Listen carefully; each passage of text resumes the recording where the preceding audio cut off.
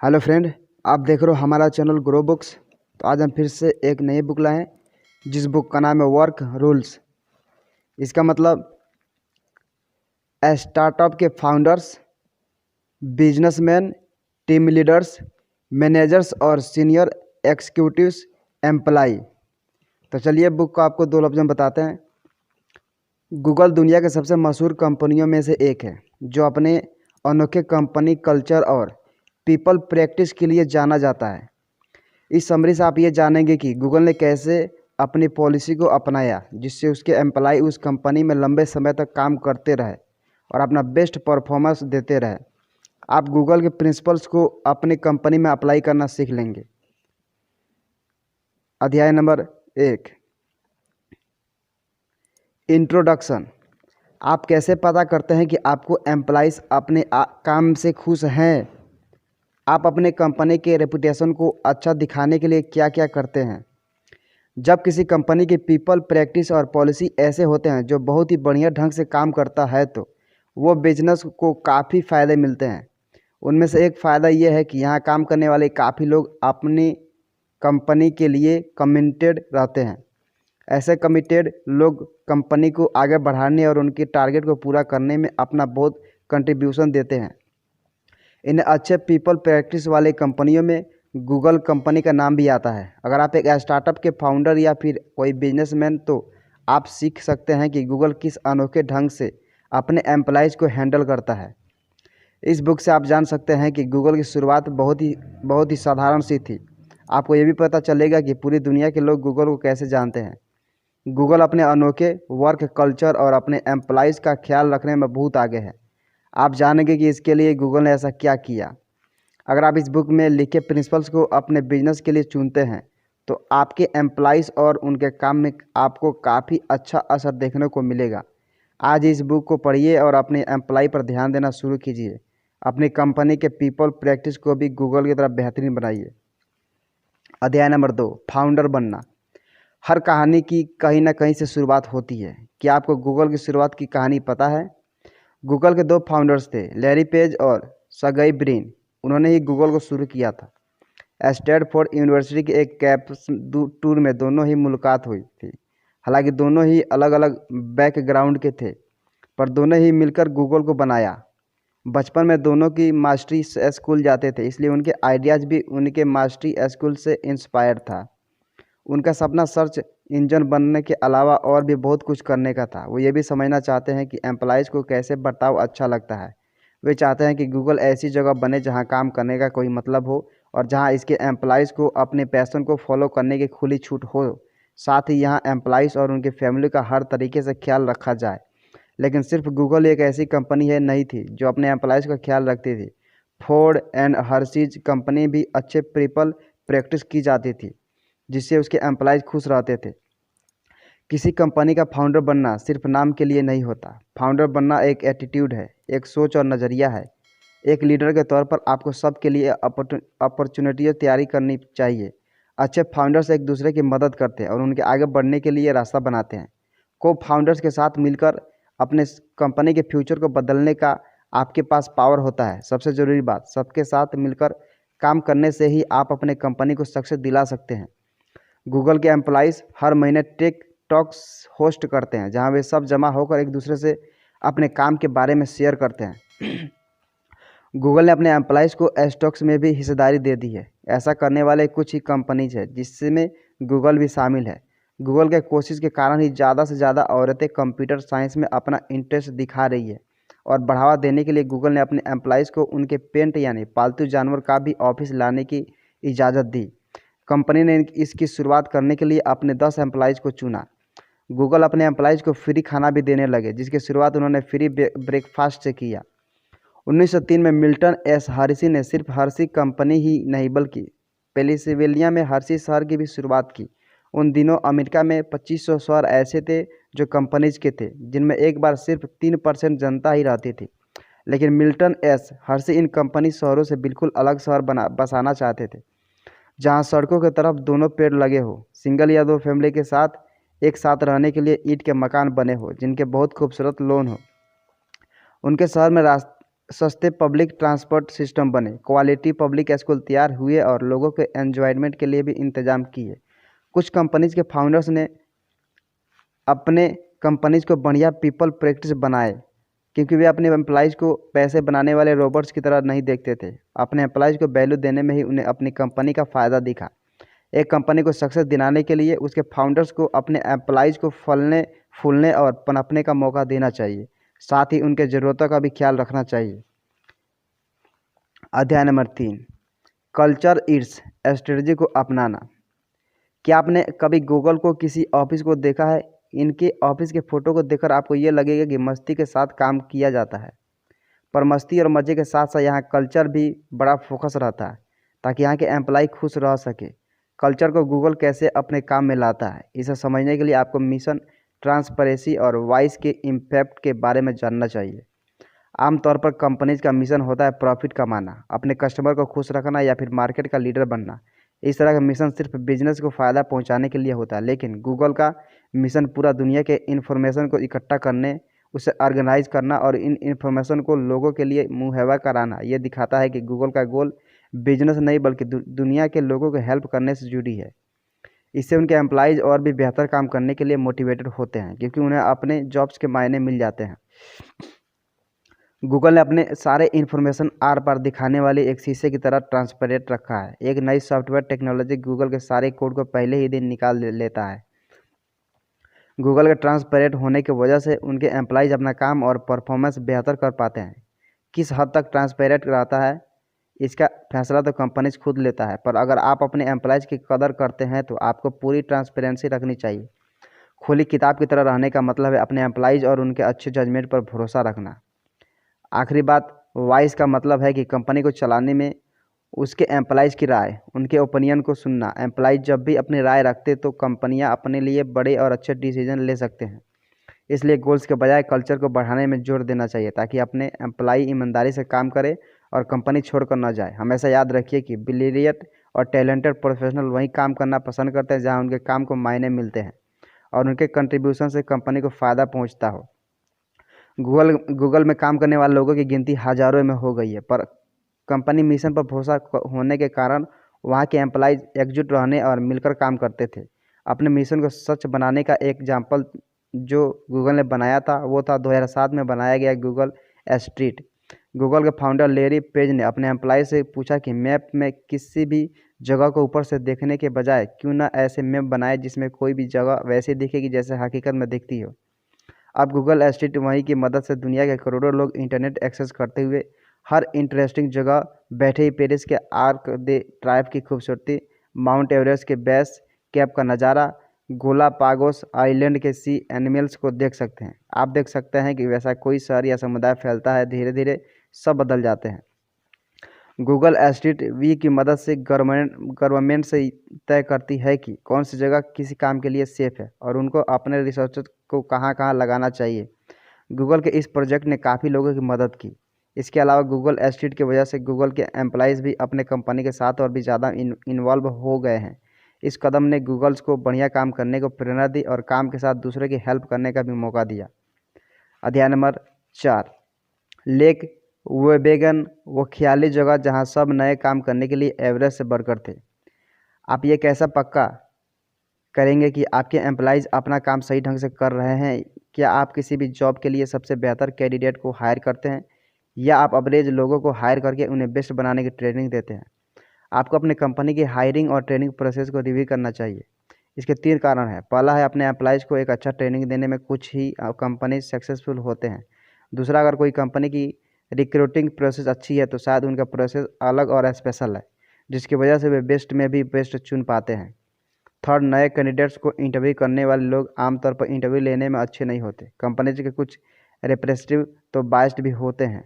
सिर्फ ट्रेनिंग देना ही एक एम्प्लॉय को बेहतरीन नहीं बना सकता, क्योंकि एक असरदार ट्रेनिंग प्रोग्राम बनाना नामुमकिन है। कुछ एक्सपर्ट्स का मानना है कि 90% बार कोई भी ट्रेनिंग एक एम्प्लॉय को लंबे समय के लिए बेहतर नहीं बना सकती। इसलिए क्वालिटी परफॉर्मेंस पाने के लिए कंपनी जो ट्रेनिंग देते हैं वो पैसों की बर्बादी ही है। एक बात इस पर ज़्यादा जोर नहीं देते हैं, वो है रिक्रूटमेंट को इम्पोर्टेंट मानना। कंपनीज को खास टैलेंट वाले लोगों को हायर करने में ज़्यादा पैसे लगाने चाहिए, लेकिन ये याद रखना चाहिए कि आपको बेहतरीन एम्प्लॉयर्स हायर करने में टाइम लगेगा। एक और तरीका है जिससे आप अच्छे अच्छे लोग हायर कर सकते हैं। जब भी आप किसी ऐसे शख्स से मिले जो आपसे किसी न किसी मामले में बेहतर हो, उसे हायर कर लीजिए। इसके अलावा आपके मैनेजर्स भी ऐसे हो जो उन लोगों को आगे आने का मौका दे जो उनसे बेहतर हो। मैनेजर्स को हमेशा अनबायस्ड रखना चाहिए। कंपनी में कौन हायर होंगे ये फैसला सिर्फ इन मैनेजर्स के नहीं होने चाहिए। अब एक एग्जांपल देखते हैं जहां आप ऐसे शख्स को हायर कर सकते हैं जो आपसे बेहतर है। लॉज़लो बॉक इस बुक के ऑथर हैं और गूगल के पीपल ऑपरेशन के सीनियर वाइस प्रेसिडेंट भी। तब भी हायरिंग की जाती वे ऐसे कैंडिडेट को हायर करते हैं जो उनसे कभी न किसी मामले में बेहतर है। गूगल के diversity and youth education program के लीडर हैं Nessie Lee. Mister Bock and Lacey को हायर इसलिए किया क्योंकि नेसी बहुत साफ और क्लियर नज़रिया रखती थी और वो नीडर भी थी। ये बातें बॉक को अच्छी लगी थी। केरन ने पीपल डेवलपमेंट के वाइस प्रेसिडेंट थी और बॉक ने उन्हें ऐसा इसलिए हायर किया था क्योंकि उनका इमोशनल इंटेलिजेंस बॉक से ज़्यादा था और वह एक समझदार काउंसल थी। इस कंपनी के employee Sunil Chand staffing and people services के वाइस प्रेसिडेंट हैं और इन्हें हायर इसलिए किया गया क्योंकि बॉक को लगा कि सुनील उनसे ज़्यादा डिसिप्लिन्ड और गहरी सोच वाले शख्स थे। सुनील किसी भी प्रोसेस को यूजर्स के लिए सस्ती, अच्छी और फास्ट बना देते थे। लाजलो ये भी नोट करते हैं कि नेसी, केरेन, सुनील और दूसरे टीम मेंबर्स से वे रोज़ क्या सीख सकते हैं। बॉक ने इन सबको हायर करने के लिए काफ़ी टाइम लगाया। खास टैलेंट वाले कैंडिडेट को हायर करने के प्रोसेस में काफ़ी टाइम लग जाता है। जो भी कैंडिडेट्स आते हैं उनमें सिर्फ 10% ही टॉप परफॉर्म होते हैं, इसलिए इन्हें चुनने के लिए बहुत सारे स्क्रीनिंग प्रोसेस और इंटरव्यू होने चाहिए। इनफैक्ट किसी भी इंडस्ट्री के जो भी टॉप परफॉर्मेंस होते हैं वो दूसरे जॉब नहीं ढूंढते और वे तो जहाँ काम करते हैं वहीं अपने सक्सेस को नए एंजॉय करते हैं। कोई भी एक्सपेलेशन और ख़ास टैलेंट को हायर करने में टाइम लग जाता है, पर उन जैसे के लिए वेट करना तो बनता है। अध्याय नंबर 5, अपने अंदाजे पर भरोसा मत कीजिए। क्या आप इस दांव पर यकीन रखते हैं कि एक इंटरव्यू के शुरू के 10 सेकंड में ही पता चल जाता है कि कैंडिडेट को हायर किया जाएगा या नहीं? अगर एक इंटरव्यू लेने वाला आपको शुरू में ही पसंद कर लेता है तो उसे आपको भी कई सारे बातें पसंद आ जाते हैं। उसी तरह अगर इंटरव्यू लेने वाला आपको नापसंद कर लेता है तो वो आपकी रिजेक्ट करने के लिए बहाने ढूंढेगा। एक कैंडिडेट को सही तरीके से जांचने के बजाय ज़्यादातर इंटरव्यू लेने वाले शुरू में ही अपना एक तरफा मन बना लेते हैं, जिसका कन्फर्मेशन बायस कहते हैं। कि हर किसी की अपनी खुद की सोच और धारणा होती है। जब एक इंटरव्यूअर इन्हीं सोच के आधार पर कैंडिडेट पर अपनी राय बना लेती है बिना उसे पूरा मौका दिए, यही कन्फर्मेशन बायस है। हालांकि काफ़ी सारे तरीके हैं जिससे एक इंटरव्यू लेने वाले और एक कंपनी ओनर्स की कन्फर्मेशन बायस से बचा सकता है। पहला, कैंडिडेट क्वालिटी के स्टैंडर्ड्स को बढ़ाए। एक कैंडिडेट में आप क्या क्वालिटीज़ ढूंढ रहे हैं उसके बारे में अपनी सोच क्लियर रखें। हायर करने की स्पीड को बढ़ाने के लिए कैंडिडेट के क्वालिटी पर कोई समझौता मत कीजिए। दूसरा, करियर साइंस और प्रोफेशनल लीग द्वारा खुद के कैंडिडेट्स को ढूंढिए। तीसरा, बिना कोई पक्ष लिए, बिना किसी के साइड लिए कैंडिडेट्स को टेस्ट कीजिए। कैंडिडेट्स को असेस और टेस्ट करने के बहुत सारे टेक्निक्स हैं। आप इन कैंडिडेट्स को उनके लिए हुए काम का सैंपल मांगिए, उनके कनेक्टिव टेस्ट लीजिए और फॉर्मल इनफॉर्म इंटरव्यू लीजिए। स्टडी से ये पता चल जाएगा कि एक ही तरीके से असेसमेंट करने के बजाय बहुत सारे असेसमेंट्स को मिलाकर कैंडिडेट्स का टेस्ट लेना बहुत बेहतर होता है। आखिर में इन कैंडिडेट्स को आपके कंपनी ज्वाइन करने की वजह दीजिए।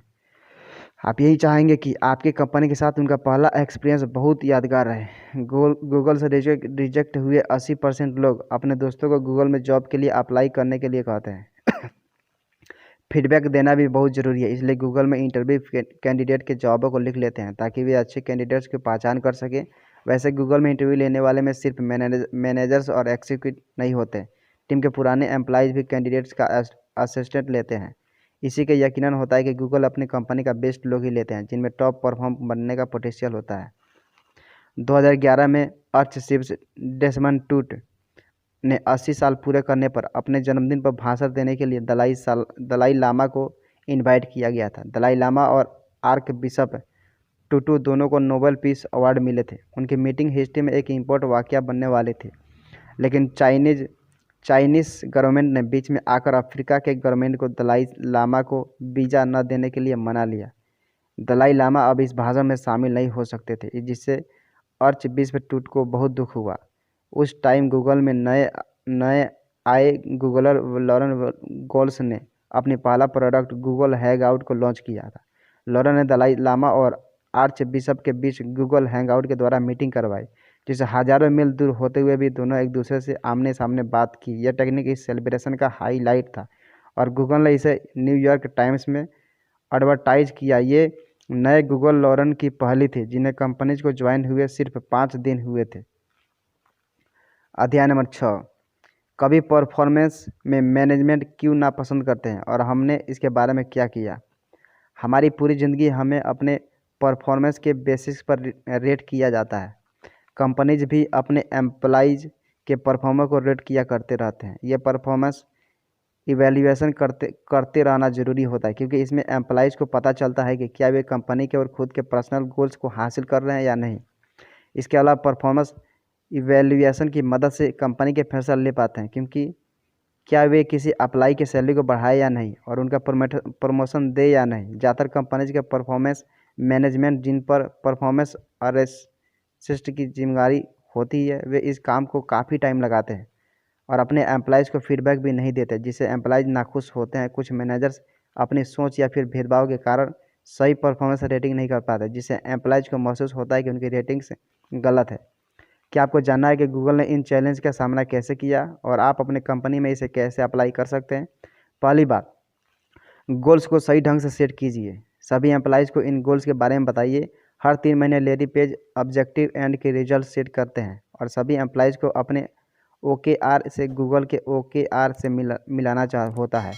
इसमें ऑब्जेक्टिव तो लंबे टाइम वाले गोल्स होते हैं, जबकि रिजल्ट छोटे छोटे गोल्स होते हैं जिनकी मदद से आप उन ऑब्जेक्टिव को हासिल कर सकते हैं। गूगल में काम करने वालों के लिए जो वेबसाइट बनी है, उसे इंटरनल साइट में एम्प्लॉय ऑन OKR को देख सकते हैं, ताकि वे खुद और दूसरे पर भी परामर्श कर ट्रैक कर सके।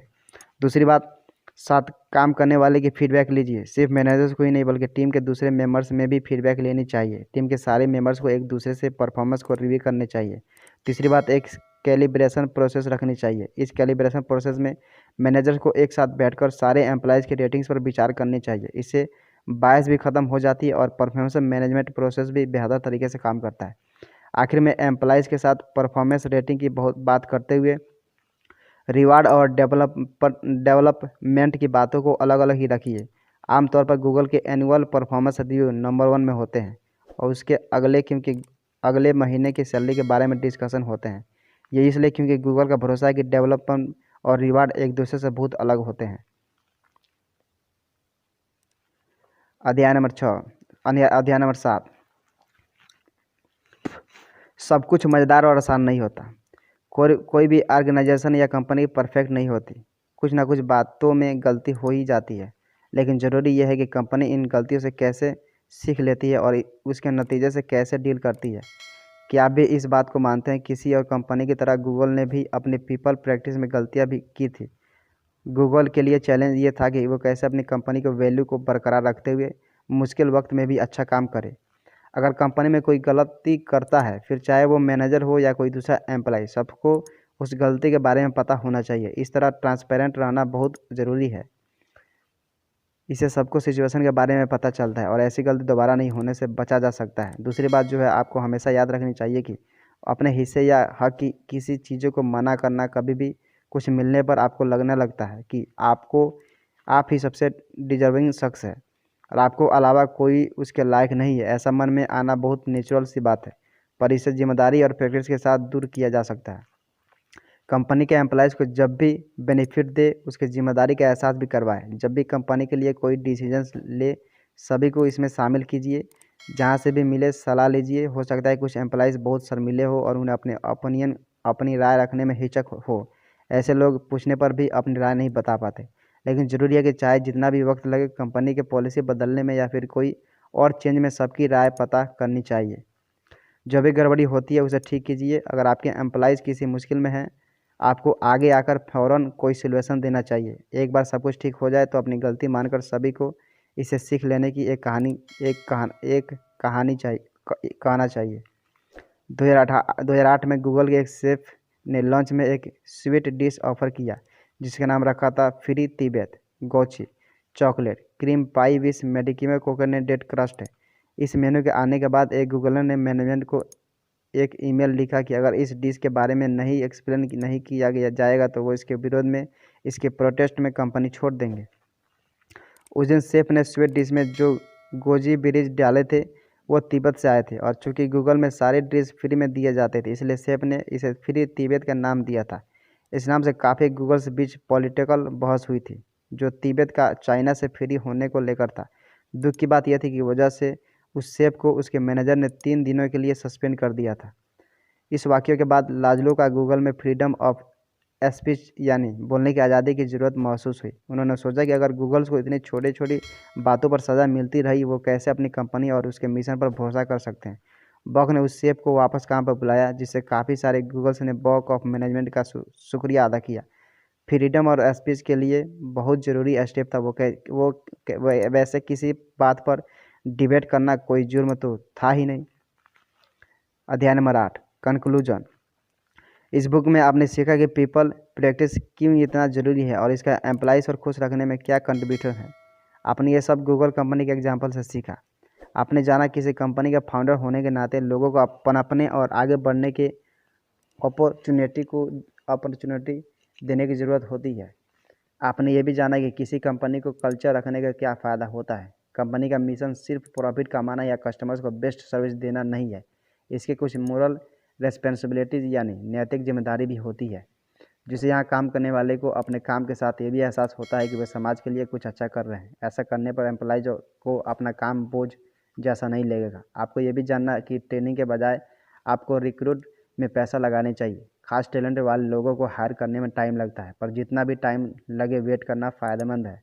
लोगों को आपके कंपनी को ज्वाइन करने के कारण दीजिए। इसके अलावा आपने सीखा कि एम्प्लॉइज़ के परफॉर्मेंस को रेट करने के लिए सिर्फ मैनेजर ही की नहीं बल्कि साथ काम करने वालों की भी राय लेनी चाहिए। अप्रेजल या सैलरी बढ़ाने के मामले में सही फैसले लेने के लिए टीम के सभी लोगों को शामिल करना चाहिए। आखिर में आपने ये जाना कि पीपल मैनेजमेंट में गलती हो जाने पर कैसे सबके सामने अपनी गलती को मानकर उसे सुधारना चाहिए। ऐसा करने पर कंपनी के बाकी लोग भी इस गलती से सीखेंगे और इसकी आगे कभी नहीं दोहराएंगे। सबको लीडर बनना एक बड़ी जिम्मेदारी है। क्या आप भी लीडर बनकर इस चैलेंज को सामना करने का तैयार हैं? ये बात सही है कि किसी कंपनी के सारे लोगों को मैनेज करना आसान नहीं है। आपके आगे बहुत सारे मुश्किलें आएगी, खासकर तब जब आप अलग अलग माइंडसेट के लोग उनके अलग अलग पर्सनालिटी और अलग अलग बैकग्राउंड के को हैंडल करेंगे। लेकिन आपको हमेशा याद रखना है कि आप भी एक लीडर हैं और बिना कारण लीडर नहीं बने हैं।